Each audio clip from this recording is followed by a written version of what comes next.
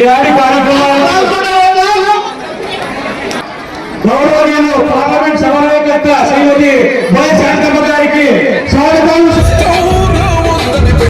ఈ కార్యక్రమానికి గౌరవనీయులు మన రాష్ట్ర మంత్రివర్యులు తర్వాత మీ కుటుంబం అంతా కూర్చోండి. మీ కుటుంబం అంతా కూర్చొని చంద్రబాబు నాయుడు గారి హయాంలో మీకు ఎన్ని సంక్షేమ పథకాలు వచ్చినాయని రాసుకోండి. జగన్మోహన్ రెడ్డి గారి హయాంలో మీకు ఎంత మంచి జరిగింది, ఎన్ని సంక్షేమ పథకాలు వచ్చినాయని రాసుకోండి. చేశారమ్మా? రాసుకోండి. రాసి ఏ ప్రభుత్వం మీకు మంచిది చేసిందో అని ఒక్కసారి గుర్తు తెచ్చుకోండి.